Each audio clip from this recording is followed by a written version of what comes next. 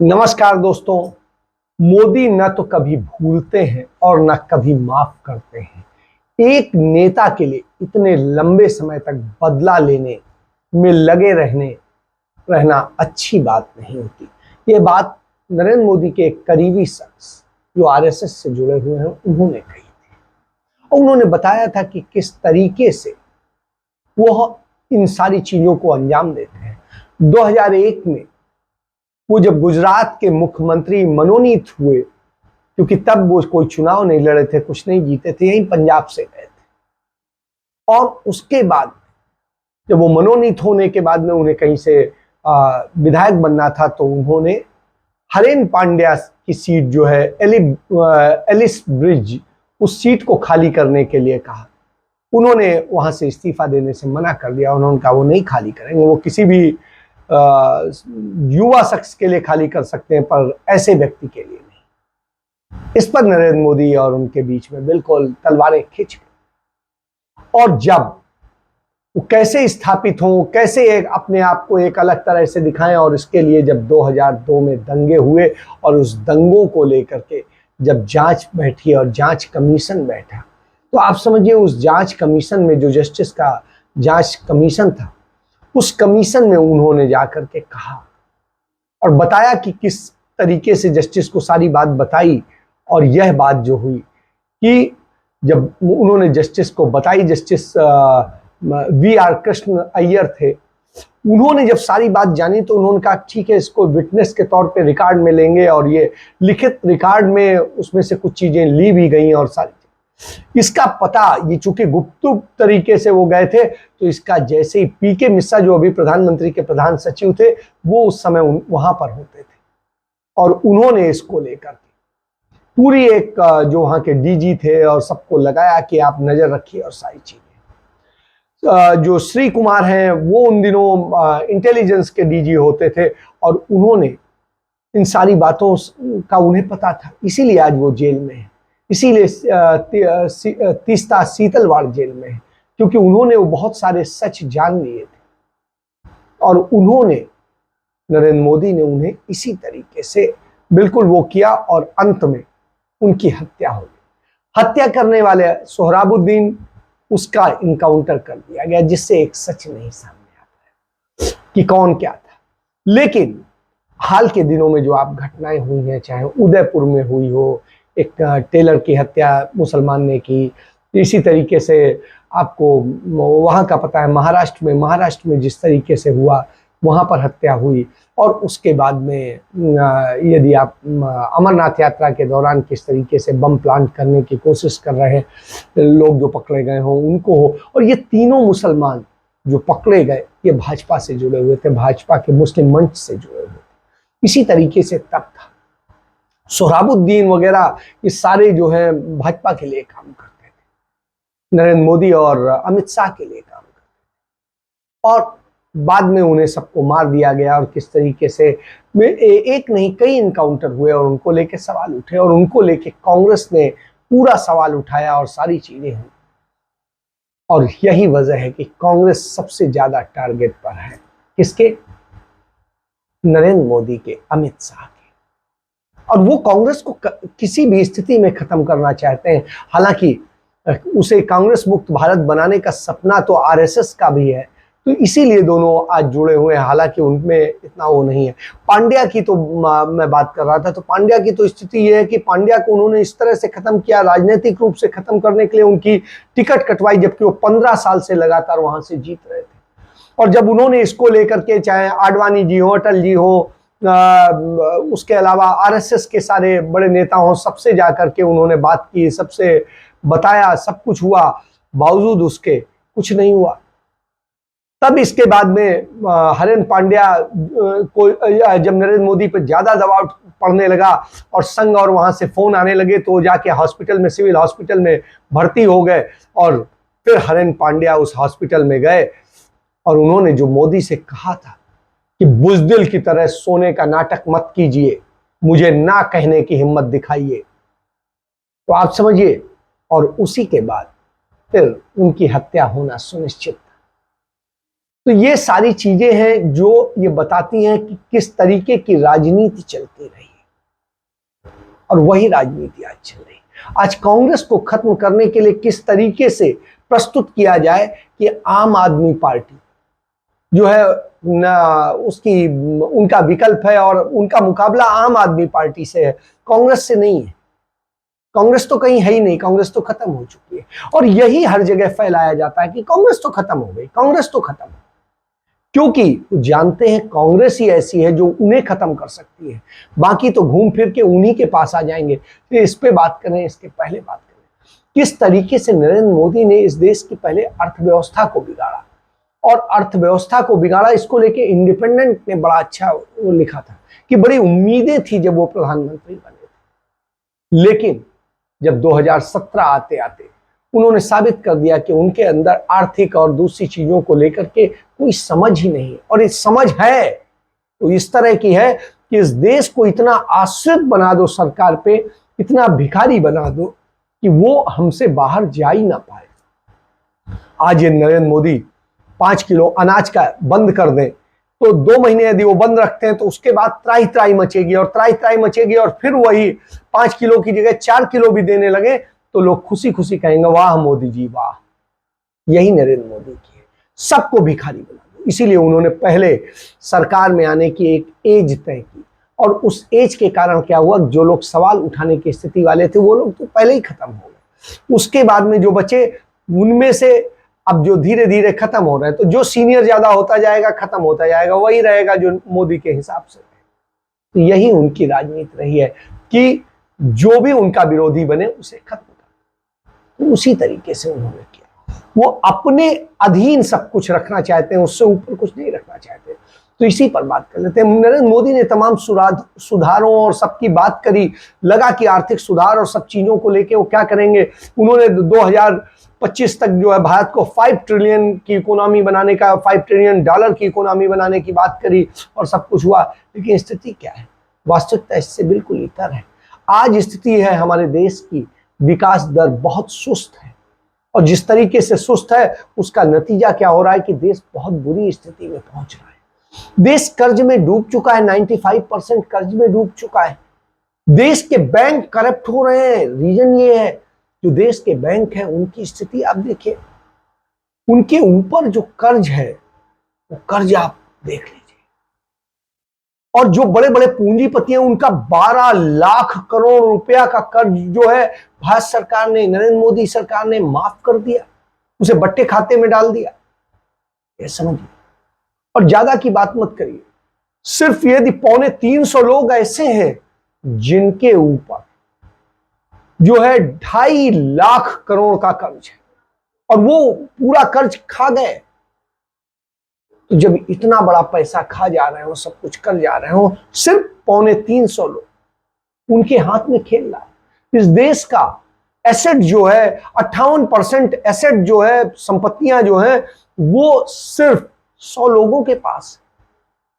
आप समझिए कि देश कुछ लोगों को के हाथ में सिमट गया है। यही वजह है कि अदानी अब कभी एनडीटीवी के शेयर खरीदते हैं, कभी कुछ और खरीदते हैं, रोजाना वो कोई ना कोई चीज अधिग्रहित करते हैं।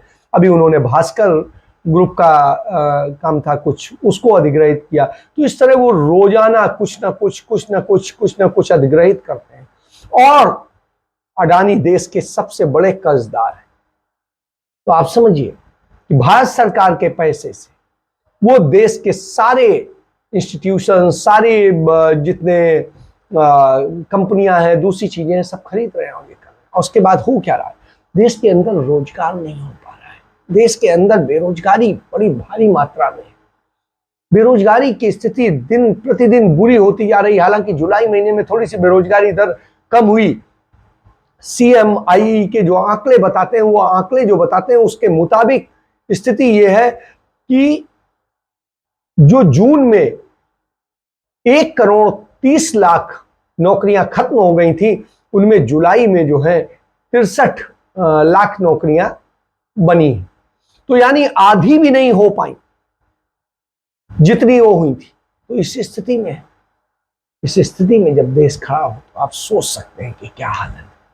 और इसके अलावा भी आप देखिए, कि किस तरीके से लगातार चीजें खराब हो रही हैं। ग्रामीण क्षेत्रों में तो रोजगार की स्थिति बहुत बुरी हो गई है, वहां पर तो बेरोजगारी, और ये देश के अंदर प्रोफेशनल बेरोजगारों की बात करें तो इस देश के अंदर सिर्फ रजिस्टर बेरोजगार जो हैं, जो रोजगार कार्यालय में होते हैं, वही 10 करोड़ से अधिक है।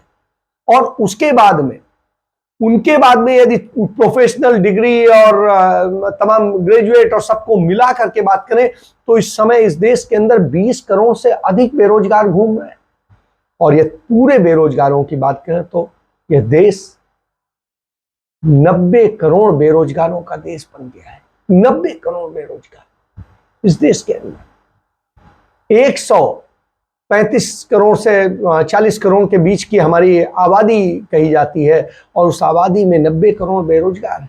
और उसके बाद में स्थिति ये है कि नरेंद्र मोदी खुद कहते हैं कि वो 80 करोड़ लोगों को 5 किलो अनाज दे के रोटी खिला रहे हैं। तो आप समझिए कि इस देश को कहां पर लाके खड़ा कर दिया गया, उस जगह लाके खड़ा कर दिया गया है कि आप सिर्फ सरकार की दया पर जिएंगे, नरेंद्र मोदी की दया पर जिएंगे, आपकी कोई स्थिति नहीं। अब वो कांग्रेस को इसी स्थिति में लाना चाहते हैं, विपक्ष को लाना चाहते हैं। विपक्ष कोई और है ही नहीं, विपक्ष तो केजरीवाल है मोदी के खिलाफ, यह वो प्रदर्शित करना चाहते हैं और इसके लिए सारे काम चल रहे हैं। आपको याद होगा दिल्ली का शराब घोटाला, दिल्ली के शराब घोटाले के सबसे पहले जो कंप्लेंट दी थी वो दिल्ली के कांग्रेस के प्रदेश अध्यक्ष अनिल चौधरी ने दी थी। मैं कहना चाहता हूं ये जो पूरी लड़ाई है दिल्ली की महिलाओं की, बहनों की जो समस्या थी, खासतौर से जो इस शहर को शराब की राजधानी बनाने का जो प्रयास किया गया और आबाकारी नीति को बदल के शराब माफिया को बेचा गया, जिसमें पूरी तरह से सिद्ध हो गया कि मनीष सिसोदिया उसमें दोषी हैं। केवल मनीष सिसोदिया नहीं, दिल्ली के मुख्यमंत्री अरविंद केजरीवाल और पूरी पार्टी इसमें लिप्त है। अफसोस ये होता है कि इस लड़ाई की जो जंग थी वो कांग्रेस पार्टी ने लड़ी। ये उसका दस्तावेज है जो हमने 3 जून 2022 को दिल्ली के पुलिस कमिश्नर को लिखित रूप में दी। अफसोस ये है कि दिल्ली के 8 भाजपा के एमएलए, 7 सांसद, 3 मेयर, 150 से ज्यादा पार्षद चुप बैठे रहते हैं, मौन रहते हैं, 2 पंक्ति शिकायत की नहीं लिखते हैं और आज वो दावा करते हैं शराब माफियाओं के खिलाफ जंग लड़ने की।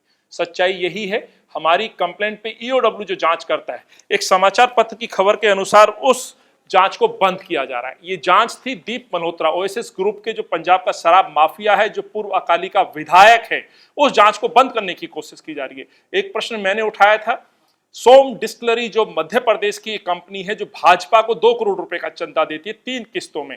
सवाल ये उठता है कि ये दोनों ही जो मित्र हैं वो भाजपा के हैं और यही लोग आम आदमी पार्टी को चुनाव में मदद देते हैं, दिल्ली में कार्टेल बनाते हैं, कार्टेल के तहत अपने परिवार रिश्तेदारों को शराब की दुकानें अलॉट करते हैं। यही शराब के उत्पादक हैं, यही विक्रेता हैं। इसको लेके पुलिस कमिश्नर को भी शिकायत दी थी, गवर्नर को भी शिकायत दी थी, लेकिन कोई कार्रवाई नहीं हुई। आप समझिए जब इस तरह की स्थिति होती है और उसके बाद में अचानक जब गवर्नर बदलते हैं और उसके बाद जो नए गवर्नर आते हैं वो धीरे से वो कहते हैं हम उस रिपोर्ट पर कार्रवाई कर रहे हैं जो चीफ सेक्रेटरी ने बनाई। उस शिकायत का जिक्र भी नहीं है कि उसकी मूल शिकायत कांग्रेस पार्टी ने दी थी, क्योंकि उसे भाजपा बनाम केजरीवाल दिखाया जा रहा है, मोदी बनाम केजरीवाल दिखाया जा रहा है, जिससे मैसेज जाए कि वास्तविक विपक्ष तो वो है, जबकि वास्तविकता है नहीं। क्योंकि वो यदि लड़ेंगे गुजरात में, वो लड़ेंगे यदि हिमाचल में, तो कांग्रेस पार्टी का सत्ता में आने की जो कुछ संभावनाएं हैं वो और खत्म हो जाएंगी और फिर वही चीज फैलाई जाएगी, कांग्रेस तो खत्म हो गई। यही इसलिए हो रहा है। गुजरात में आप समझिए महंगाई, बेरोजगारी इतनी ज्यादा है, लेकिन उस पर फोकस नहीं हो रहा है, उस पर बात भी नहीं हो रही है। तो आप समझ सकते हैं कि किस तरीके से हो रहा है। और आप ये देखिए दिल्ली में मेयर भाजपा के पास लगभग 150 से ज्यादा पार्षद हैं, पैसे लेकर नॉन कंफर्मिंग एरिया में शराब के लाइसेंस दिलवाने का काम किया जा रहा था। तो इसमें भाजपा और केजरीवाल दोनों मिल करके आबकारी नीति पर काम कर रहे थे और आबकारी का पूरा खेल है और इस खेल में किस तरीके से क्या क्या हुआ है इसको समझने की जरूरत है। तो इसको अनिल चौधरी की बात और इसको लेकर के पूरा उन्होंने बताया है कि किस तरीके से खेल हुआ है और क्या हुआ है। इसको लेकर के रजनी नायक हैं, उन्होंने भी इसको लेकर के पूरी बात की। पंजाब में इनकी सरकार है, आम आदमी पार्टी की सरकार है, स्वास्थ्य मंत्री पर आरोप लगता है और वो ढोल नगाड़े के साथ पूरे देश में बताते हैं कि हमने अरेस्ट कर लिया। ये नहीं बताते कि संगरूर में चुनाव था और तालियों के साथ वोट भी बटोरने थे, पर ये पूरे देश में ढोल नगाड़े बजते हैं, अरेस्ट कर लिया, अरेस्ट कर लिया। पंजाब के स्वास्थ्य मंत्री को अरेस्ट कर लिया। दिल्ली में मुख्य सचिव की रिपोर्ट आ जाती है, 144 करोड़ के घोटाले का खुलासा हो जाता है, सीबीआई की जांच, सीबीआई की एफआईआर आ जाती है, लेकिन मनीष सिसोदिया के खिलाफ या मनीष सिसोदिया से इस्तीफा लेने की बजाय केजरीवाल उन्हें भारत रत्न देना चाहते हैं। एक भ्रष्टाचारी को भारत रत्न देने की बात हो रही है। तो कमाल की बात यह है कि वहां का स्वास्थ्य मंत्री भी जेल में है, यहां का स्वास्थ्य मंत्री भी जेल में है। 2-2.5 महीने से जेल की हवा खा रहे हैं, याददाश्त चली गई, लेकिन इस्तीफा नहीं लिया गया, बर्खास्त नहीं किया गया। दिल्ली का स्वास्थ्य मंत्रालय कौन चला रहा है? याददाश्त गए हुए व्यक्ति जेल से चला रहे हैं या उनके बिहाफ पर कोई डिफैक्टो चला रहा है, किसी को मालूम नहीं है। और मालूम कैसे हो? ये तो मुख्यमंत्री ऐसे हैं जिन्होंने कोई पोर्टफोलियो ही नहीं लिया हुआ। इसके बाद आप आ जाइए कि राजस्थान के मुख्यमंत्री जो अशोक गहलोत हैं, उन्होंने गुजरात में किस तरीके से क्या क्या किया जा रहा है, क्या ड्रामे किए जा रहे हैं, कैसे किया जा रहा है, उसको लेकर के, किस तरीके से रोजगार और बेरोजगारी और महंगाई और सारी चीजों से प्रभावित है, उसको लेके पूरी बात रखी। सोशल सिक्योरिटी में आप लोग मदद कर रहे हैं, तो महंगाई की मार हुई है, बढ़ गई महंगाई, और साथ में कोरोना ने और ज्यादा मार कर दी है। पत्रिका मित्रों को मालूम हुआ कि उनकी नौकरी जा रही है, क्योंकि तनख्वाह कम हो रही है, उनकी तनख्वाह कम कर रहे, तो हालात भी बना रखे महंगाई के नाम से या बेरोजगारी के नाम से। तो उस स्थिति में राजस्थान सरकार पूरी तरह से ठीक है, और यह सरकार बनने के लिए हमारी टॉप प्रायोरिटी रहेगी जो मुद्दा भी कांग्रेस बनाए बेरोजगारी का और महंगाई का।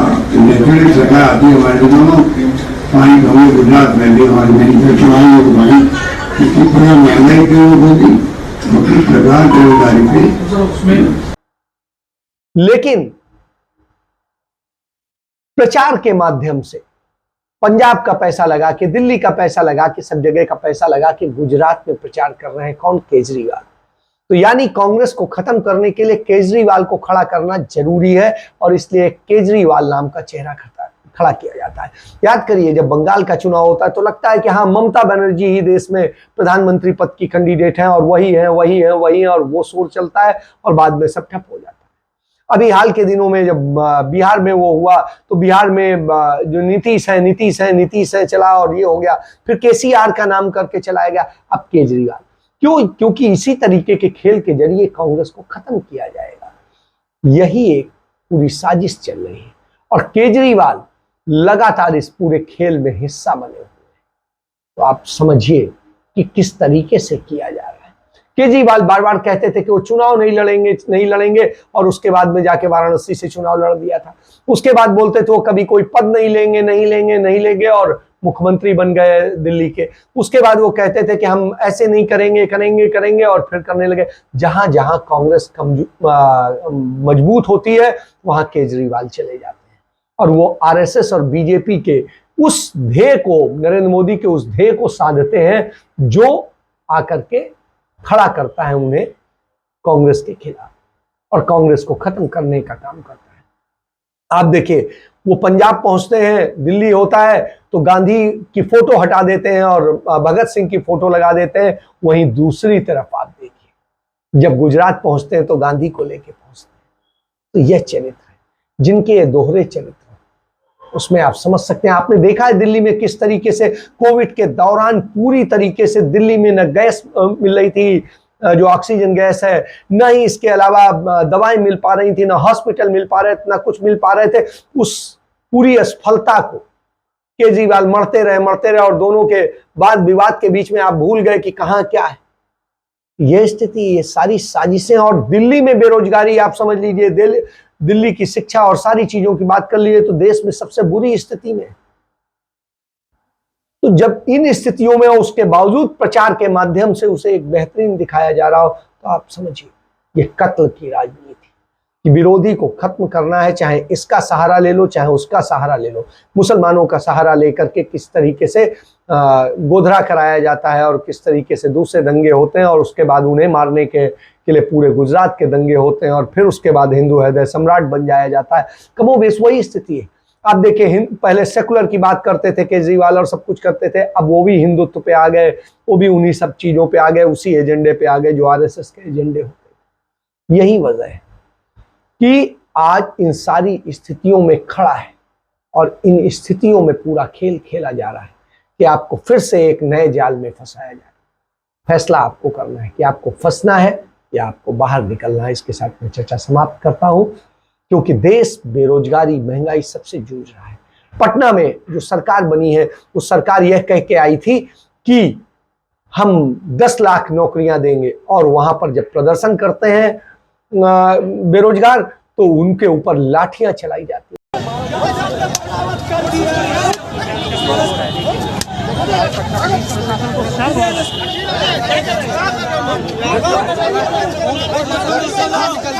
उन्हें मारा जाता है, कैसे बीभत्स तरीके से मारा जाता है, आप भी देखें। ये स्थितियां हैं। तो सच को पहचानिए, सच को जानिए। नहीं जानेंगे तो आप, आपका परिवार, आपका भविष्य सब कुछ बर्बाद होगा, और वो हो रहा है।